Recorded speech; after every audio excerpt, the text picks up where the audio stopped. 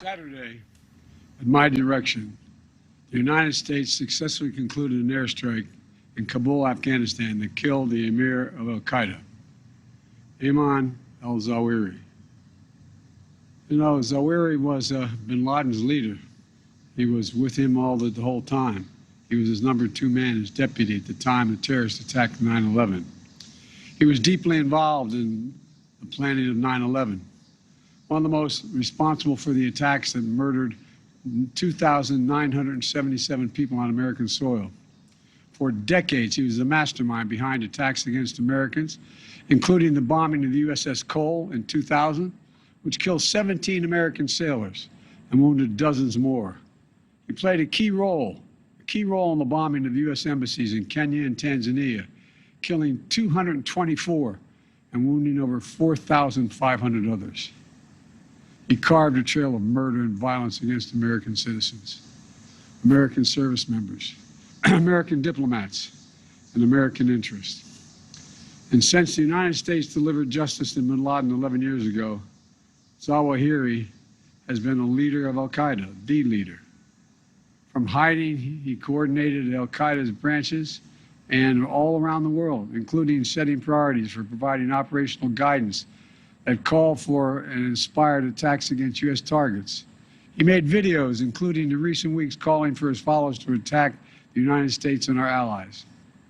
Now, justice has been delivered, and this terrorist leader is no more. People around the world no longer need to fear the vicious and determined killer. The United States continues to demonstrate our resolve and our capacity to defend the American people against those who seek to do us harm. You know, we make it clear again tonight that no matter how long it takes, no matter where you hide, if you are a threat to our people, the United States will find you and take you out. After relentlessly seeking Zawahiri for years under Presidents Bush, Obama, and Trump, our intelligence community located Zawahiri earlier this year. He had moved to downtown Kabul to reunite with members of his immediate family.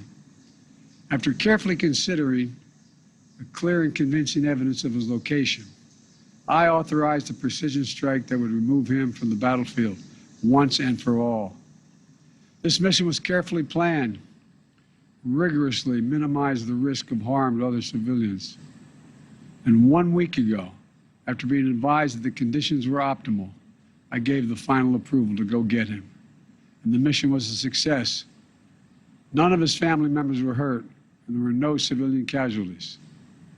I'm sharing this news with the American people now, after confirming the mission's total success through the painstaking work of our counterterrorism community and key allies and partners. My administration has kept congressional leaders informed as well. When I ended our military mission in Afghanistan almost a year ago, I made the decision that after 20 years of war, the United States no longer needed thousands of boots on the ground in Afghanistan to protect America from terrorists who seek to do us harm. And I made a promise to the American people that we continue to conduct effective counterterrorism operations in Afghanistan and beyond. We've done just that. In February, our forces conducted a daring mission in Syria that eliminated the emir of ISIS. Last month, we took out another key ISIS leader. Now we have eliminated the emir of al-Qaeda. He will never again allow Afghanistan to become a terrorist safe haven, because he is gone, and we're going to make sure that nothing else happens. You know, it can't be a launching pad against the United States. We're going to see to it that won't happen. This operation is a clear demonstration that we will, we can, and will always make good on the solemn pledge. My administration will continue to vigilantly monitor and address threats from al-Qaeda, no matter where they emanate from. As Commander-in-Chief, it is my solemn responsibility to make America safe in a dangerous world. The United States did not seek this war against terror. It came to us.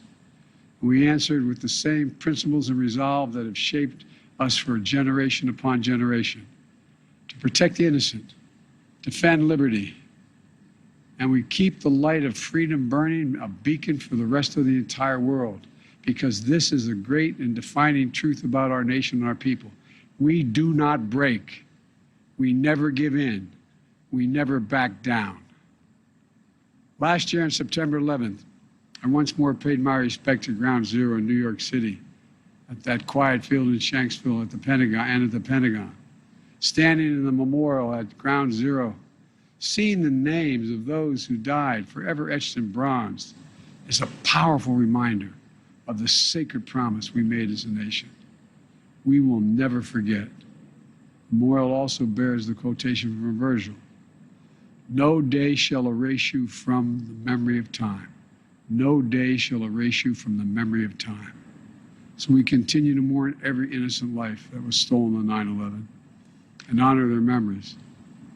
To the families who lost fathers and mothers, husbands, wives, sons and daughters, brothers and sisters, friends and co-workers on that searing September day, it is my hope that this decisive action will bring one more measure of closure.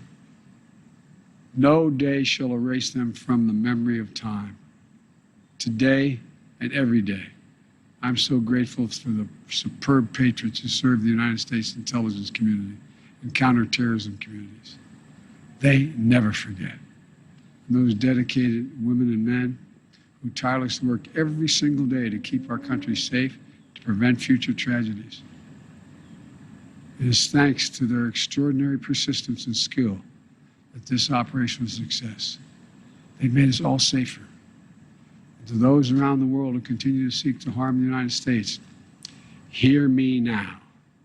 We will always remain vigilant, and we will act, and we will always do what is necessary to ensure the safety and security of Americans at home and around the globe. Today, we remember the lost. We commit ourselves to the safety of the living, and we pledge that we shall never waver from defending our nation and its people. Thank you all, and may God protect our troops and all those who serve in harm's way. We will never give up. Thanks for watching. Go to newsnationnow.com to find NewsNation on your television provider. And don't forget to subscribe. Click the red button to get more of NewsNation's fact-driven, unbiased coverage.